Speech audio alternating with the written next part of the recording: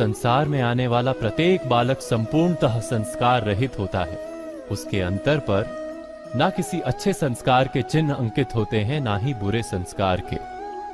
अर्थात जन्म से बालक में ना कोई गुण होता है और ना ही कोई दोष। तो ये दोष अथवा गुण किस प्रकार प्राप्त होते हैं? क्या हमने कभी विचार किया है? जो बात माता पिता के मुख से निरंतर सुनी जाती है, वही बात उनकी संतानों के हृदय का संस्कार बनती है। जैसे किसी गांव में नदी तट तक एक पगडंडी बन जाती है केवल उस मार्ग पर बार बार चलने के कारण। अर्थात माता पिता के हृदय की इच्छाएं उनकी संतानों के हृदय का दोष अथवा गुण बनकर जन्म लेती हैं। क्या ये सत्य नहीं? पर फिर भी जब उनकी संतानों में कोई दोष दिखाई देता है तो माता पिता आश्चर्य और दुख से भर जाते हैं। माता पिता का हृदय ये प्रश्न करता है कि उनकी संतानों में ये कुसंस्कार आए कहां से।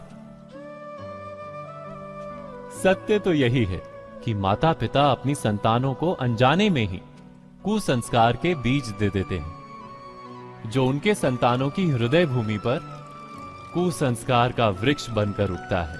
अर्थात अपनी संतानों को सुसंस्कारी और धर्ममय बनाने की आशा रखने वाले प्रत्येक माता पिता को प्रथम अपने हृदय की इच्छाओं पर अंकुश रखना क्या अनिवार्य नहीं?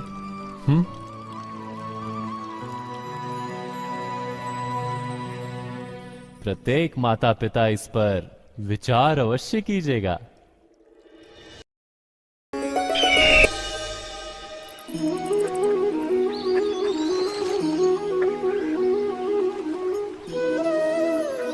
समय के आरंभ से ही मनुष्य को एक प्रश्न सदा पीड़ा देता है कि वो अपने संबंधों में अधिकतम सुख और कम से कम दुख किस प्रकार प्राप्त कर सकता है।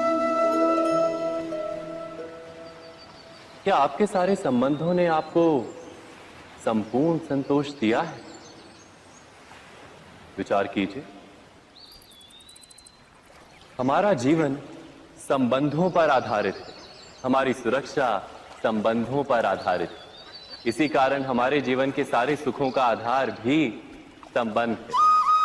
किंतु फिर भी हमें संबंधों में ही अधिकतर दुख क्यों प्राप्त होते हैं? सदा ही संघर्ष भी संबंधों से ही उत्पन्न क्यों हो जाते हैं? कभी विचार किया है?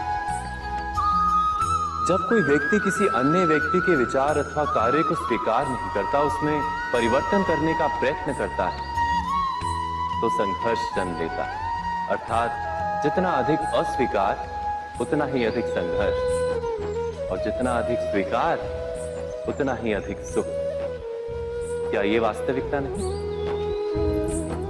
यदि मनुष्य स्वयं अपनी अपेक्षाओं पर अंकुश रखे, अपने विचारों को परखे, किसी अन्य व्यक्ति में परिवर्तन करने का प्रयत्न ना कर स्वयं अपने भीतर परिवर्तन करने का प्रयास करे, तो क्या संबंधों में संतोष प्राप्त करना इतना कठिन? अर्थात क्या स्वीकार ही संबंध का वास्तविक अर्थ नहीं? स्वयं विचार कीजिए।